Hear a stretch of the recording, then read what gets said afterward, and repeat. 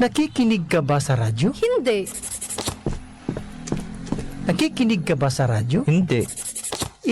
Ano po yung pinakikinggan ninyo? Energy FM. Energy FM? Energy FM. Istasyon sa radyo yun ah. Huwag mong sabihing radyo! Sabihin mo, energy! Energy! Energy! 106.7 Energy FM. Kung gusto mo ng legit na chika, eto na yun! Chika! Walang filter, walang edit. Chika! Hindi ito fake, hindi ito late. Chika ni Sisa! Lahat ng ganap sa showbiz pag-uusapan natin dito. May nag-break, may nagkabalikan. Tara at pag-usapan. Kung ano man ang chika, alam na ni Sisa. Ito ang Chika ni Sisa. Chika! Ni Sisa! We are number 106.7 Energy FM. Pangga, wag mong sabihin na radyo, sabihin mo Energy. Sa magandang hapon pa rin po, Metro and Mega Manila. Batiin din natin ang mga taga Villamor, Pasay. Ayan, hello po sa inyo. Sa mga taga Villamor, ayan, dyan yan sa malapit sa sa may Resorts World banda, hindi ba? Tapos may barangay din dyan na malapit eh. Ha?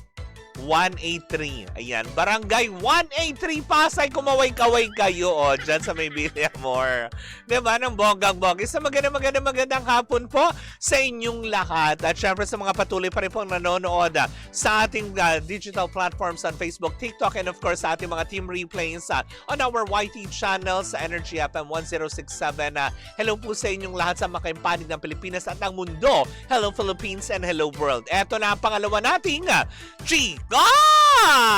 Nako, nakakaloka. Opisyal na nga inilunsad nung isang araw lamang ang first 4 nakalahok sa Metro Manila Film Festival, kung saan nga naman na ating mapapanood sa darating na Disyembre yan, hindi ba? Unang inilunsad ang pelikula muli ni Aga Mulak na kung saan gaganap siya muli sa Second Miracle in Cell number 7. O, diba? Na ipoproduce naman yan ng, diba? In fairness, ang galing ni Mako. I love it. Ipoproduce yan ng Viva Films. Pangalawa dyan yung Amir. May entry ang GMA Pictures, in fairness, diba? Ayan yung Amir. Na kung saan nga naman pagbibidahan niya ni Argus. In fairness, Himala, hindi kasama ni Argus ngayon si Meme. O, diba? Kasama niya ngayon dyan si Dennis Trillo, Will Ashley, Glyza De Castro. At idedirect yan ni Direk Zig Dulay. O, diba? Tapos susunod dyan ang Haunted Carnival ng Regal Films. O, diba? Talagang nga naman, ang Regal talagang hilig manakot. Ganon. Feng Shui. Haunted Carnival. Kung saan nga naman ito yung pagbibidahan. In fairness, nina John Arcilia, James Reid, Julia Barreto, Fiang Smith, at Maricel Soriano. Oy, bakit hindi kasama ni Fiang si JM? Sabi walang JM dyan sa Haunted Carnival ngayon. At si Fiang Smith lang.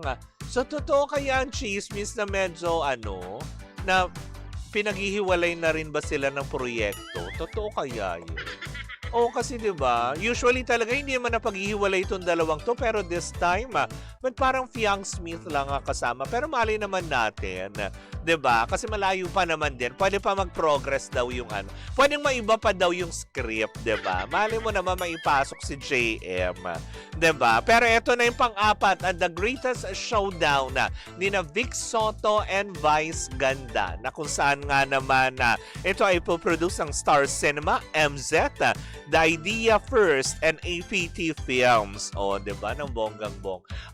Kaya pala. So, ibig sabihin, kaya ba hindi ito pinroduce at talagang nakikoprod ang GMA Pictures? Kasi may entry sila, yung Amir. 'Di ba? Kasi usually, 'di ba, they support naman Vic Soto din kasi 'di ba, as part of the kumaga parang way back pa, minsan sinusuportahan naman ng yung MZ na yan, usually magkakadikit yan MZ, GMA Pictures, or baka naman kasi talaga simula nung lumipat na ng TV5 ang Itbulaga, diba? Kasi dati usually nasa 7 pa yung Itbulaga, halos ang GMA Pictures nakikikoprod. Well, kanya-kanya naman din naman yung diba? Mali mo naman, may support naman din na ibibigay kasi syempre, ang Showtime napapanood sa GMA, diba? Ang balita nga daw, diba? Mukha yata magko-cross-plugging yung dalawa. Diba? Tatawid ng Showtime si Vic Soto, si Vice Ganda, tatawid ng Itbulaga para mag-promote, diba? Na nakakaloka. Pero kinaganda nito, magandang balita, diba? Sinabi ni attorney, Romada Artes, diba? Na i-fix nila ang presyo ng tickets sa halagang 299 pesos na lang sa lahat ng sinihana. Diyan naman ako naniniwala. Kasi may mga ibang sinihan, may mga VIP, diba? Na umaabot nga ng 600. Diba? Katulad lang, diba, nung mga nakaraan, lalo pag nagna-number 1, diba, yung mga, diba, nagkaroon na ng awards, diba? Yung nagbe-best picture, diba, after nung awards night na yung kinabukasan, lahat yun nasa VIP cinema.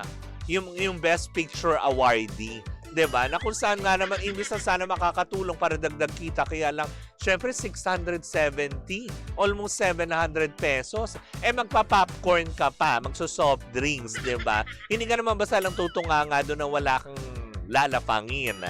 Not unless kung yung mga sinisinihan yan dyan sa recto, ganyan, may nilalapang kang iba. Charot! Yung 100 mo, may nilalapang ka ng iba. Ganon. Hindi. Sa mga regular sinihan ito. Pero yun na nga, diba? Ang kinaganda lang dito, ako agree ako dyan, kung totoo man yan, Kasi matagal na talagang hinihiling din ng taong bayan yan every December na bakit nga ba ang hina lagi ng pasok? Dahil sa iba-ibang presyo ng kada mall. Diba? Katulad na lang, sige, sabihin na natin, eto totoo, to hindi naman chismis, diba? Sa SM, iba ang presyo. Pag nagpunta ka ng Robinsons, iba din ang presyo. Tapos pag nagpunta ka sa mga Ayala Cinemas, iba din ang presyo. 'Di ba? Lalo yung sa Opus Mall, iba. Tapos 'di ba, yung ibang sinihan, iba-iba. Kaya tama lang din, agree ako dito. Kung tama naman ang sinasabi nitong mga taga MMFF na to, ito yung pinakamaganda nyo pong gagawin to set a standard para, ayan, may puti na akong telon, may babay na po. Iba rin po kasi pag sa okay. Kasi akala ko pinagbababay mo na ako, Mako. Totoo naman. Iba rin ang, 'di ba, presyo ng Provincial at Metro Manila, 'di ba, na nakakaloka. May mga iba kasing producers, 'di ba? Ito na, sabihin na natin. May mga kasing ibang producers na sila na rin namimili kung saan nila gusto lang. Kasi may mga ibang malls daw, 'di ba, na okay na papalabas. Pero pag dating daw sa singilan, naku ang hirap daw magbayad. Tapos na lahat. Parang ilang buwan na natapos ang pelikula. Yung kung saan pinalabas yung sinehan, ayaw pa daw i-remit ng mall. May pa-blind item pa tayo na. May isang mall daw na gano'n, kaya ayaw nila. Pansinin nyo po, 'di ba? Lalong-lalo na, parang feeling ko yung mall nila, meron dyan sa South. Yun, bahala na lang kayo mag-isip. Basta meron sa South. Meron din sila sa Norte. Pero iilan lang. Pero inaayawan na nga daw ng ilang mga producers, lalo pa kumaga parang pag sinabi na, dito naka-line up yung pelikula, sasabihin ng mga producers, ay wag na lang po dyan, idagdag na lang natin sa ibang mga sinihan like SM, si mga madadaling kausap, yung mga ganyan. Pero yun na nga, magandang balita yun dahil 299 pesos na lamang sa lahat at pinag-uutos yan ng MMFF, 'di ba? That's great news, 'di ba? Kasi syempre sa mga estudyante, lalo pa syempre, yung iba naman gustong enjoyin ngayon ng pelikula. Kaya lang, kung 670 pesos, isang tao pa lang, might as well, kumain na lang sila at antayin na lang nila yan sa Netflix. Diba? Yung mga ganyan. O di naman kayo, mag-aantayin na lang din sila ng mga makakapalang muka na sige ang pagre-record sa sinihan, tapos i-upload nyo sa mga TikTok, sa kung anumang platforms, 'di ba? Na kahit pa sabihin mong mahigpit ng pinagbabawal ng MTRCB ng ano ba to, yung regulatory board na nagbabawal dyan na yung mga piracy. Nako! 'Di ba? Yung mga ganyan. Kaya tama lang din. Para kahit papaano, sakto po yan pag nakuha na po ang aginaldo, ang bonuses, ma-enjoy din naman. 'Di ba, no? Daryl Fukunaga. Sabi niya, depende kasi sa malls ng province at city talaga yan, Kap. Oo, totoo naman, 'di ba? Sabi niya, mahal kung ang theater ay may massage chair habang nanonood ka ng movie. Oo, 'di ba? May mga ganyan. Sabi niya, parang 10K lang ni Cayetano yan. Isang hallucination. O hindi malalaman natin niya kung totoo man din yung pinatutupad nila na 299 pesos sa mga Metro Manila Film Fest entry this December. Sana ganun na lang din, i-standard na lang Basta pelikulang Pilipino, 'di ba? I-standard. Pero depende ko sa mga foreign film, kung gusto nila magtaas, depende na rin sa manonood kung kayo ay may extra budget, 'di ba?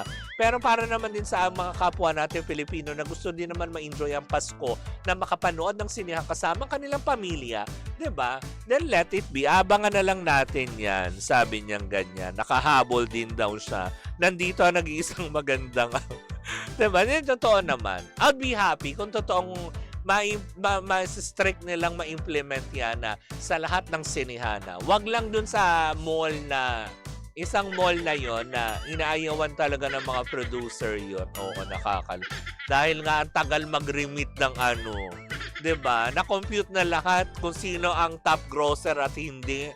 Diba? Naibigay na yung mga bonus sa mga artista na iba. Yung bayad ng mall na yon, na kumita din naman na sila. Hindi pa rin daw maibigay. Why? Basta yun na yun. Anyways, ako magkarinig ang magkapanoran na naman tayo mga pangga. Bukas po, tabayanan nyo po ang Energy FM team at ang MX3 dahil nandyan po kami sa Mercury Drugstore Commonwealth, Tandang Sora, Quezon City. Kung saan nga naman tayo mamimigay na naman ng mga libreng MX3 products at maswerteng regalo sa ating mahuhuli kapangga. Hatid yan sa atin ng MX3. Muli po ako po si Kapitana Sisa at eto pa rin ang Chica ni Sisa. Woo! At tuloy-tuloy pa rin po ang ating tugtugan. Siyempre, dito po lamang yan sa number 106.7 Energy FM.